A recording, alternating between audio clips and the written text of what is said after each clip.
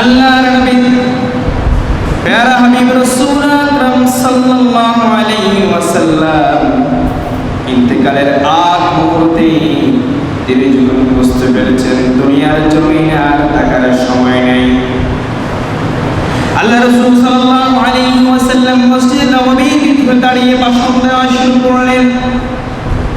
আল্লাহ তাআলা যাকে এই পৃথিবীর সব সম্পদ দিতে চেয়েছিলেন, তিনি সেই সব সম্পদকে উপেক্ষা করে আল্লাহর সঙ্গে দিদার করা পছন্দ করেছেন। সব সাহাবারা উপস্থিত, কেউ কিছু বুঝতেই পারছে না, কিন্তু জ্ঞানবৃদ্ধ বয়োবৃদ্ধ হযরত আবু বকর সিদ্দিক রাদিয়াল্লাহু তাআলা বুঝতে পেরেছেন আল্লাহ তাআলা পৃথিবীর সব সম্পদ তো তার প্যারা হাবিবকে দিতে চেয়েছিলেন, অথচ তিনি সেই সব সম্পদকে উপেক্ষা করে আল্লাহর সঙ্গে দিদার করা পছন্দ করেছেন। তার মানে হলো আল্লাহর প্যারা হাবিব রাসূল আকরাম সাল্লাল্লাহু আলাইহি ওয়াসাল্লামের ইন্তেকালের সময় হয়ে গিয়েছে, তিনি চলে যাবেন আমাদেরকে ফেলে। আবু বকর রাদিয়াল্লাহু তাআলা ছোট বাচ্চার মতো টুকরে টুকরে টুকরে কান্না করা শুরু করে দিয়েছেন। সাহাবারা বুঝতে পারছে না আল্লাহ রাসূল কার না কার কথা বলেছেন। আবু বকর কেন এভাবে কান্না শুরু করে দিয়েছে, কিন্তু একটু যেতে না যেতেই যখন আশারের সময় হয়ে গেল, নামাজের সময় হয়ে গেল, আবার আল্লাহ নবী প্যারা হাবিব রাসূল আকরাম সাল্লাল্লাহু আলাইহি ওয়াসাল্লাম কখনো বেহুশ হয়ে যান, কখনো মনঃশন সাকরাতের মৃত্যুর মুহূর্তের সময় শুরু হয়ে গিয়েছে। ইমামতির জন্য যখন আল্লাহর নবী আসতেছেন, আবার সাহাবারা বুঝতে পেরেছেন আল্লাহর নবী এই ইমামতিতে আমরা দীর্ঘদিন নামাজ আদায় করেছি, আর যখন ইমামতিতে আল্লাহ রাসূল আসতে পারতেছেন না, বোঝা গেল আল্লাহ রাসূল বিদায়ের সময়ের ঘন্টা বাজতে শুরু করেছে। এদিকে ওয়াক্তের প্রায় শেষ মুহূর্তে সবাই মসজিদে নববীর ভিতরে রাসূলের জন্য অপেক্ষা করছেন, রাসূল কখন আসবেন, আমরা ইমামতিতে নামাজ পড়তে পারবো কিনা। যখন সময় শেষ হয়ে যাবে, ওয়াক্তের সময় শেষ হয়ে যাচ্ছে, সবাই সিদ্ধান্ত নিল আবু বকরের ইমামতিতে সবাই নামাজ পড়বে।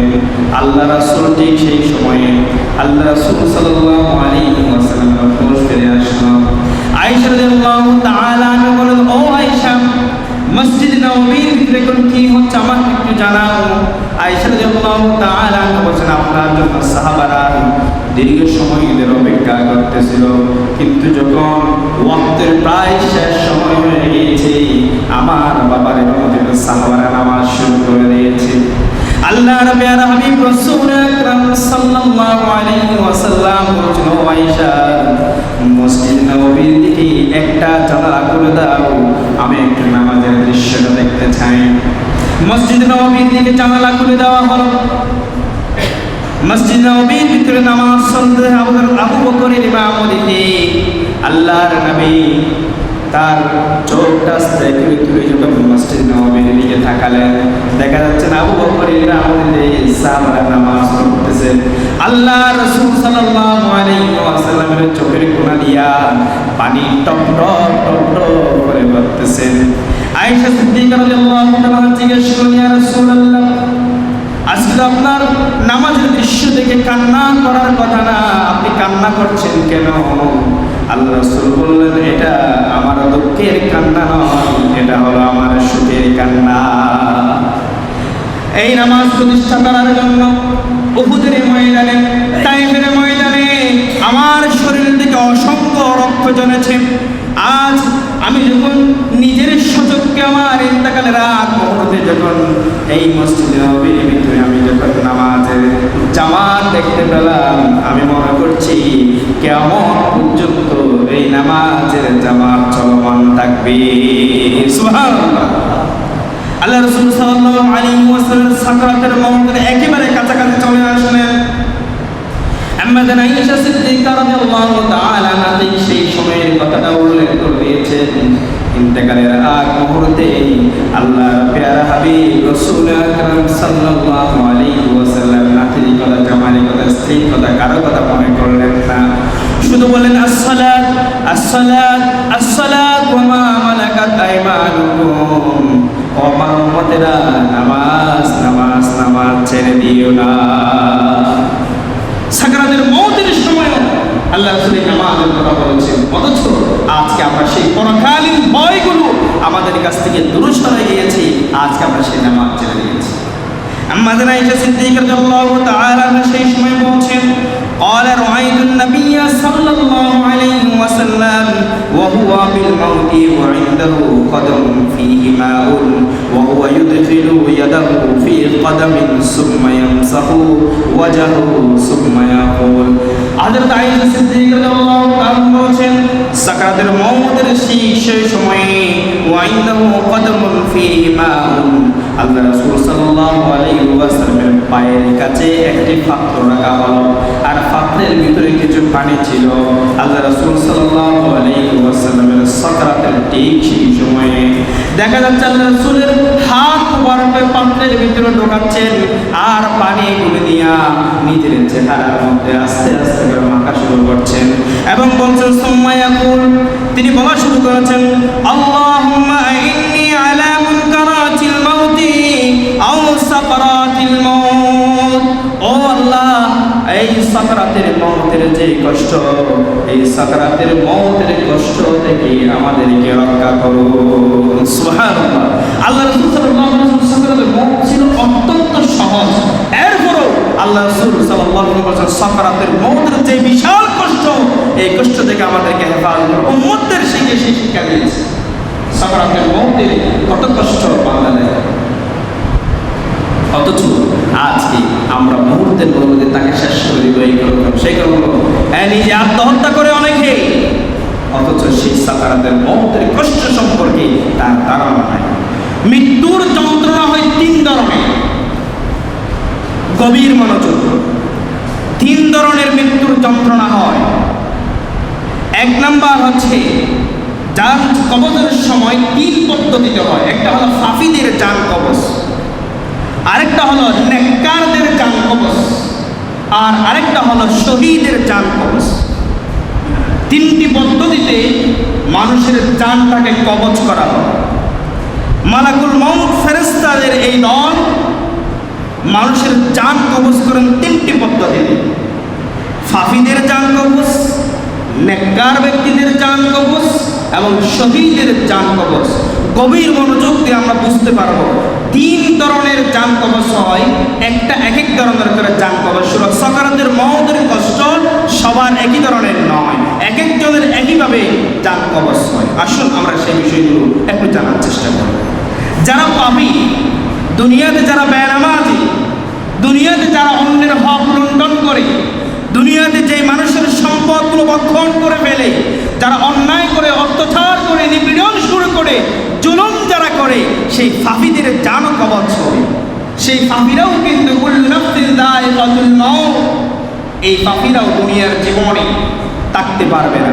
মৃত্যুর এই স্বাদ, a soul has to taste of death, মৃত্যুর সেখান থেকে অবশ্যই তাকে গ্রহণ করতে হবে, দুনিয়ার বুক থেকে চলে যেতে হবে। কিন্তু তার সাকরাতের মওত কেমন হবে, মৃত্যুর যন্ত্রণা কেমন হবে, সে বিষয়টাকে আমরা একটু জানি। যারা নেককার তাদের জান কবজ এবং বদকার যারা ফাফি যারা, তাদের জান কবজ কখনো সমান নয়। এক একজনের একই পদ্ধতিতে জান কবজ করা হয়। ফাফিদের যখন জান কবজ করা হয়, ফেরেশতারা জান কবজের সময় তাকে স্বাগত জানায় একটি রক্তের এবং ফুজের একটি থালা নিয়ে তার সামনে উপস্থিত হয়।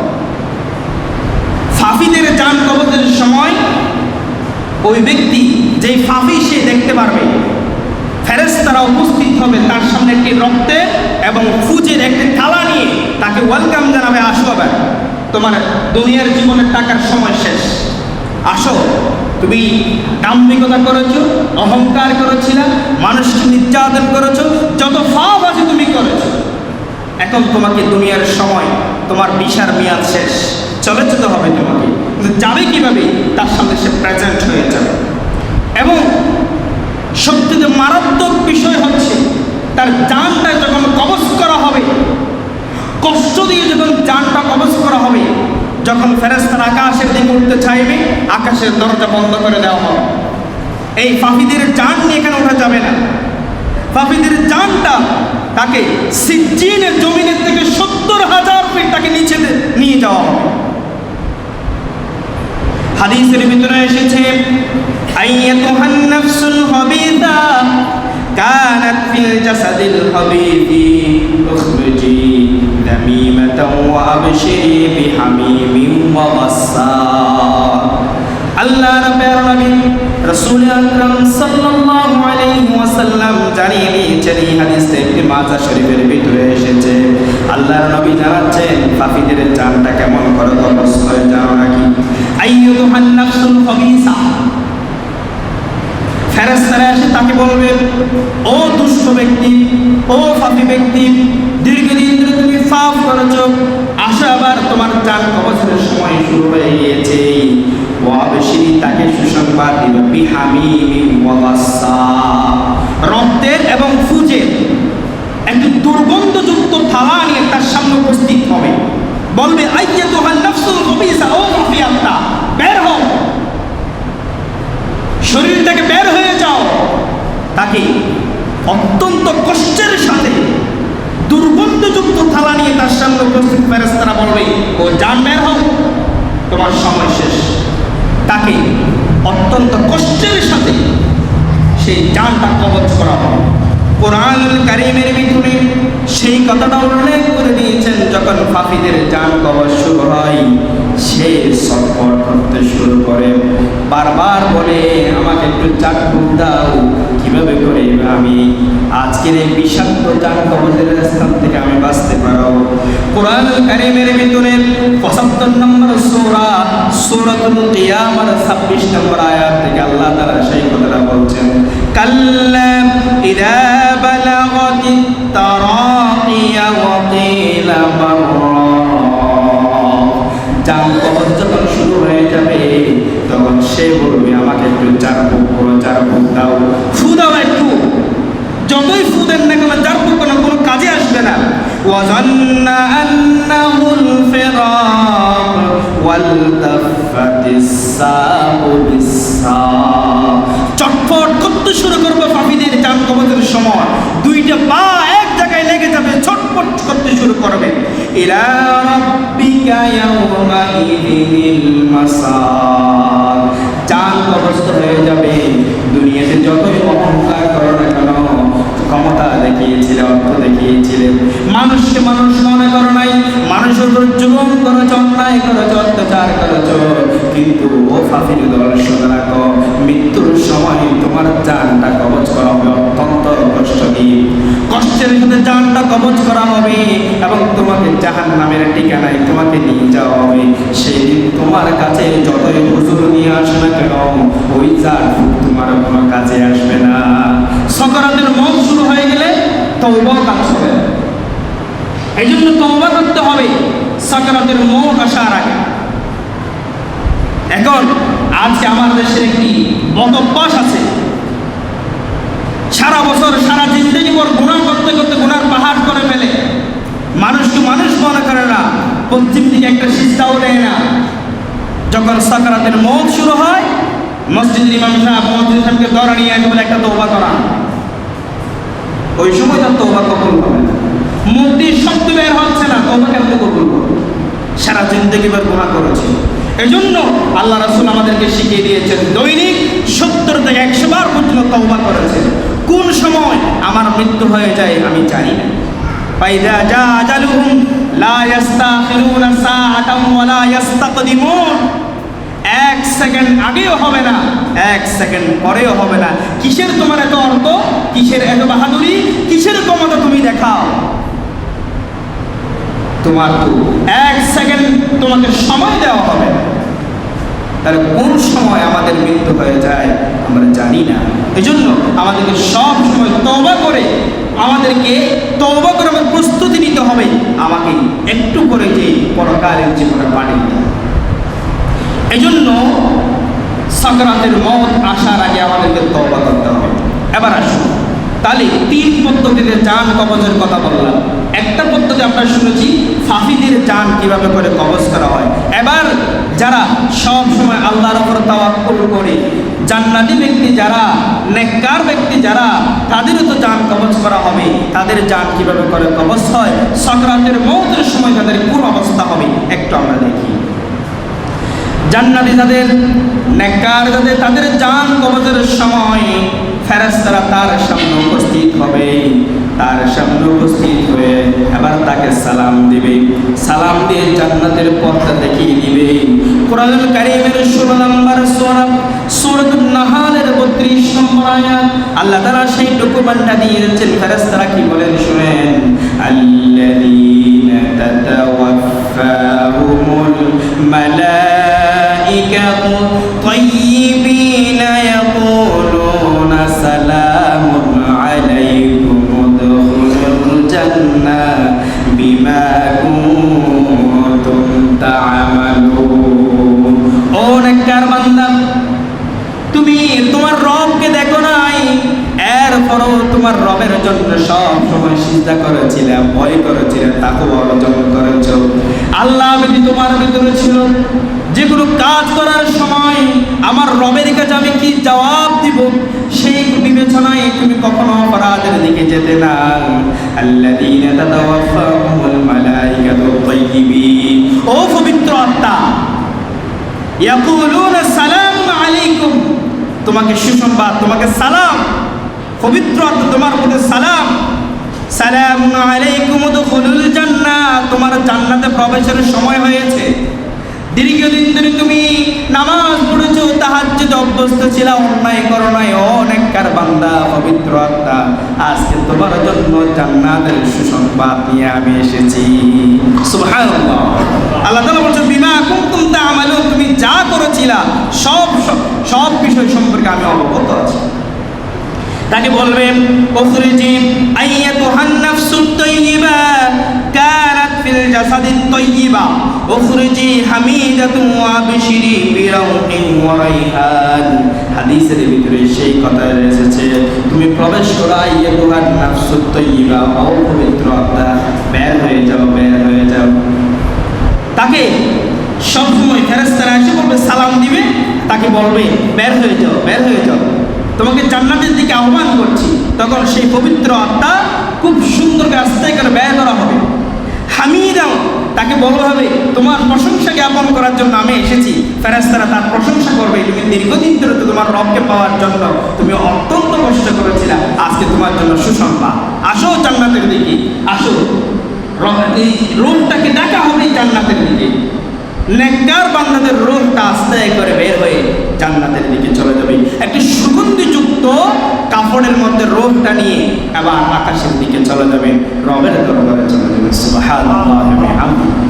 আল্লাহ তাআলা আমাদের প্রত্যেককে এই নেককার যুক্ত সময়ে, নেককারের মুহূর্তে, নেককার সময় আমাদের জানটা কবজ করার তৌফিক দান করুন। সকলে বলে আমিন। আমরা কেউ বদকারের জান কবজের সময় যেতে চাই না। এরপরে ফেরেশতারা তাকে আবার বলবে, তুমি কি ভয় পাচ্ছ নাকি? তোমার জন্য জান্নাত অবধারিত, তুমি দীর্ঘ সময় ধরে জান্নাত পাওয়ার জন্য কত কষ্ট করেছো। ফেরেশতারা বলবেন, ইন্নাল্লাযীনা ক্বালু রাব্বুনাল্লাহু সুম্মা ইসতাকামু তাতানাজ্জালু আলাইহিমুল মালাইকা আল্লা তাখাফু ওয়া লা তাহজানু ওয়া আবশিরু বিল জান্নাতিল্লাতী কুনতুম তুআদুন। নেককার ব্যক্তির জান কবজের সময় ফেরেশতারা এই আয়াত পড়তে থাকবে, তাকে বলবে আল্লাহ তাখাফু, তোমার জান কবজের সময় কোনো ভয় নাই, ওয়া লা তাহজানু, কোনো পেরেশানি নাই, টেনশন নাই, কারণ তুমি তো দীর্ঘ সময় ধরে তোমার পুরো হায়াতটা রবের জন্য সঁপে দিয়েছো, কোনো অন্যায়ের দিকে তুমি যাও নাই, অপরাধ তুমি করো নাই, এজন্য তোমার জন্য আজকে সুসংবাদ, তোমার কোনো টেনশন নাই। ওয়া আবশিরু, এবং তোমার জন্য সুসংবাদ দেওয়া হচ্ছে বিল জান্নাহ, তোমার জন্য সুসংবাদ, জান্নাতের সুসংবাদ নিয়ে আমরা এসেছি তোমার জানটা কবজ করার জন্য। তাহলে সাকরাতের মওতের তিনটে অপশন বললাম, একটা হলো সাফিদের জান কবজ, আর আরেকটা হলো নেককার ব্যক্তিদের জান কবজ। এবার তৃতীয় নম্বর অপশন হচ্ছে শাহাদাত যারা হবে, শহীদদের জান কবজটা কেমন হবে। এতক্ষণ আমরা শুনলাম সাফিদের জান কবজ কেমন হয় এবং নেককার ব্যক্তিদের জান কবজ কেমন হয়। তৃতীয় নম্বর আমরা জানার চেষ্টা করব শহীদের জান কবজ কেমন হয়। শহীদের জান কবজ অত্যন্ত সহজ। তাকে শহীদ যখন এক আল্লাহর জমিনে আল্লাহর দ্বীন প্রতিষ্ঠা করার জন্য নিজেদের মাল জান সবকিছু যখন আল্লাহর দরবারে কুরবান করে দিবে, তখন তার কোনো হিসাব নিকাশ নেই। বিনা হিসাবে তাকে জান্নাতে প্রবেশ করানো হবে। জোরে বলে সুবহানাল্লাহ। শহীদের জান কবজ এবং শহীদের জান কবজের ব্যাপারে হাদিসের ভিতরে এসেছে, রাসূল করিম সাল্লাল্লাহু আলাইহি ওয়াসাল্লাম বলছেন, শহীদের জান কবজের কষ্টটা কিরকম জানো নাকি? জান কবজের কষ্ট হলো মানুষের শরীরে যদি একটা চিমটি কাটা হয়, চিমটি কাটলে সামান্য যে একটু করে ব্যথা পায়, ফিফটাই কামড় দিলে যেমন ব্যথা, শহীদের সাকারাতের মওতের কষ্ট হলো এর থেকেও বেশি কম। সুবহানাল্লাহ। তাহলে শহীদের জান কবজ হলো অত্যন্ত সহজ, খুবই কষ্টকর। হযরতে ওমর রাদিয়াল্লাহু তাআলা তিনি সব সময় দোয়া করতেন, আল্লাহুম্মা রযুকনি শাহাদাতান ফি সাবিলিক ওয়াজআল মাউতি বিবালাদি রাসূলিক। হযরত ওমর ফারুক রাদিয়াল্লাহু তাআলা তিনি সব সময় দোয়া করতেন, আল্লাহ আমাকে শহীদি মওত দাও, শহীদি মওত দাও। আমি শহীদি মওত নিয়ে, শহীদ তামান্না নিয়ে আমি মরতে চাই এবং আমাকে রাসূলের শহরে মৃত্যু দান করো। শহীদের মওতের প্রতি সাহাবাদের কিরকম তামান্না ছিল। আল্লাহ রাসূল সাল্লাল্লাহু আলাইহি ওয়াসাল্লাম বলছেন, যদি কোনো বান্দা শহীদি মওত চায়, শহীদি মওত যদি তামান্না করে, সে যদিও তার বিছানায় মৃত্যুবরণ করে, এরপরেও আল্লাহ তাকে শহীদি মর্যাদা দান করবেন। জোরে বলে সুবহানাল্লাহ। আল্লাহ রাসূল সাল্লাল্লাহু আলাইহি ওয়াসাল্লাম সেই কথাটাও কত সুন্দর করে উল্লেখ করে দিয়েছেন, মান সাআলাল্লাহু শাহাদাতান বিসিদকিন বাল্লাগাহুল্লাহু মানাজিলাশ শুহাদাই ওয়া ইম্মাতা আলা ফিরাশ। আল্লাহ রাসূল সাল্লাল্লাহু আলাইহি ওয়াসাল্লাম বান্দার ভিতরে যখন শহীদি মওতের তামান্না যখন চলে আসবে, সব সময় যখন বান্দা চাইবে, আল্লাহ আমাকে শহীদি মওত দাও, শহীদি মওত যখন সে চাইতে থাকবে, আল্লাহর প্যারা হাবিব রাসূল আকরাম সাল্লাল্লাহু আলাইহি ওয়াসাল্লাম বলছেন, ওয়া ইম্মাতা আলা ফিরাশ। তার যদি বিছানায় মৃত্যু হয়, সেই যে শহীদ নিয়ত যদি শহীদি তামান্না করে, শহীদি মওতের তামান্না করে, বিছানায় মৃত্যু হলেও তাকে আল্লাহ তাআলা শহীদি মর্যাদা দান করবেন। জোরে বলে সুবহানাল্লাহ। সাকরাতের মওতের ভিতরে এই শহীদি মওতটা হচ্ছে সবচেয়ে সহজ এবং সবচেয়ে সম্মানী। আর যিনি শহীদ হবে তার কোনো ধরনের বিচার নাই, হিসাব নাই, নিকেশ নাই, তাকে বিনা হিসাবে জান্নাতে প্রবেশ করে দিবে। মরতেই হবে যখন, শহীদি মরণ দিও আমাকে, মরতেই হবে যখন, শহীদি মরণ দিও আমাকে, শাহাদাতে জানি শুধুই জীবন, সে জীবন দিও আমাকে, মরতেই হবে যখন, শহীদি মরণ দিও আমাকে। আল্লাহ তাআলা আমাদের প্রত্যেককে শহীদি মওত দান করুন। সকলে বলে আমিন। শহীদি মওত যার হবে তার কোনো হিসাব নাই, তার কোনো নিকেশ নাই, বিনা হিসাবে তাকে জান্নাতের ভিতরে প্রবেশ করিয়ে দেওয়া হবে। তাহলে দেখেন, মৃত্যুর তিনটে স্তর, সাকরাতের মওতের তিনটে স্তর। একটা হলো ফাফিদের জান কবজ, আরেকটা হলো নেককার লোকের জান কবজ, আর আরেকটা হচ্ছে শহীদের জান কবজ। তিন স্তর থেকে সবচেয়ে বেশি কষ্ট দেওয়া হবে যে পাপী তার জান কবজের সময়, আর নেককার লোকদের জান কবজের সময় খুবই সুন্দর প্রশংসার সহিত জান কবজ করা হবে। আর শহীদ যদি হতে পারে, শহীদি মওত যদি হয়, তার কোনো হিসাব নাই, নিকেশ নাই, বিনা হিসাবে তাকে জান্নাতের ভিতরে দাখিল করা হবে। জোরে সুবহানাল্লাহ। সর্বশেষ আরেকটা হাদিস বলে আমার আলোচনা শেষ করছি।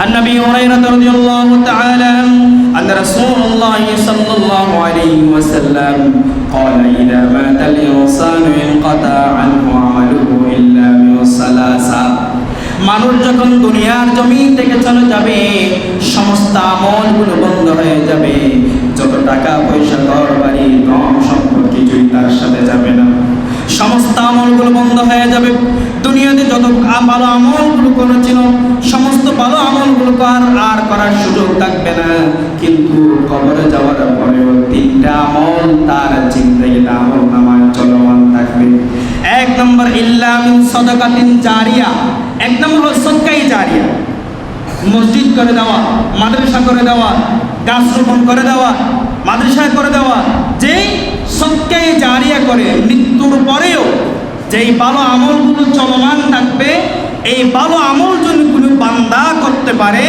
মৃত্যু হওয়ার পরেও তার কবরের মধ্যে এই সদকায়ে জারিয়া ভালো আমলগুলো যেতে থাকবে জোরে বলে সুবহানাল্লাহ তাহলে এক নম্বর হলো সদকায়ে জারিয়া নাম্বার 2 আউ ইলমিন ইউতাফাউ বিহি উপকারী ইলম যে সন্তানগুলো যে আলেমরা কোরআন পড়েছে সেই কোরআনের কথাগুলো মানুষের সামনে উপস্থাপন করে কোরআন পড়েছে ছাত্রদেরকে কোরআন শেখালো হাদিস পড়েছে হাদিসগুলো সন্তানদেরকে শেখালো মানুষদেরকে উপকারী ইলমগুলো মানুষের সামনে প্রকাশ করলো প্রচার করলো তার মৃত্যুর পরেও তার ইলম দিয়ে যদি কোনো ভালো আমল হয় সন্তান সন্ততি আলেম উলামাগণ যে ভালো কথাগুলো বলতে থাকে ওই উপকারী ইলমগুলো কিয়ামত পর্যন্ত তার কবরের ভিতরে চলমান থাকবে জোরে বলে সুবহানাল্লাহ নাম্বার 3 হচ্ছে আউওয়ালাদিন সালিহিন ইয়াদউ লাহু নেককার সন্তান আজকে আমরা আধুনিকতার নাম দিয়ে মডার্ন নাম দিয়ে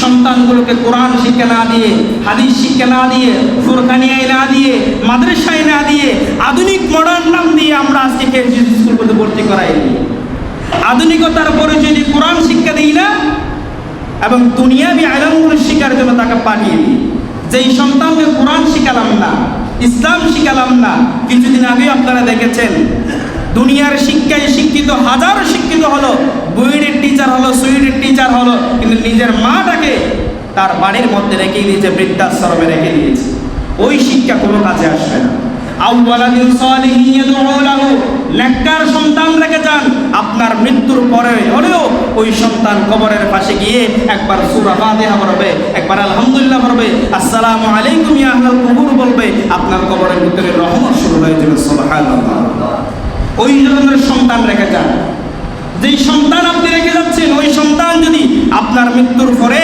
আপনার মৃত্যুর সময় যদি সেই জানাজার নামাজে দাঁড়িয়ে ইমামতিতে যদি দাঁড়ায় আল্লাহ রাসূল সাল্লাল্লাহু আলাইহি ওয়াসাল্লাম বলেছেন সন্তান যখন ইমামতিতে দাঁড়ায় ওই বাবার সমস্ত গুনাহগুলো আল্লাহ মাফ করে দেন জোরে বলে সুবহানাল্লাহ তাহলে দুনিয়ার জীবন থেকে দুনিয়া থেকে মৃত্যুর পরে তিনটি আমল যেতে থাকবে ভালো করে মনে রাখতে হবে এক নম্বর হলো সদকায়ে জারিয়া বলেন এক নম্বর কি সদকায়ে জারিয়া বলেন এক নম্বর কি সদকায়ে জারিয়া আমরা করব ইনশাআল্লাহ যত ধরনের ভালো আমল সদকায়ে জারিয়াগুলো যে আমলগুলো আছে ছোট ছোট আমলগুলো আমরা এই সদকায়ে জারিয়া কাজ করার চেষ্টা করব ইনশাআল্লাহ এই যে মসজিদের যত ধরনের সংস্কারমূলক কাজগুলো হয় আমরা খুব নিজ থেকে এই সদকায়ে জারিয়ামূলক কাজে আমরা অংশগ্রহণ করার চেষ্টা করব তখন এই আমলগুলো আমরা চলে যাওয়ার পরেও কবরের মধ্যে আমাদের আমল নামায় যেতে থাকবে নাম্বার 2 উপকারী ইলম যে ইলমগুলো কোরআন হাদিস আপনি শিখেছেন বাল্লিগু আন্নি ওয়ালাউ আয়া আল্লাহ বলেছেন সেগুলো প্রচার করে দাও মানুষকে জানিয়ে দাও এই উপকারী ইলম এই আমলগুলো কবরে যাবে নাম্বার 3 হচ্ছে আউওয়ালাদিন সালিহিন ইয়াদউ লাহু নেককার সন্তান রেখে যান ওই নেককার সন্তান আপনার জন্য দোয়া করলে আপনার কবরে চলে যাবে আল্লাহ পাক রব্বুল আলামিন আমাদের প্রত্যেককে এই কথাগুলো আমল করার বোঝা শোনার তৌফিক দান করুন ওয়া আখির দাওয়ানা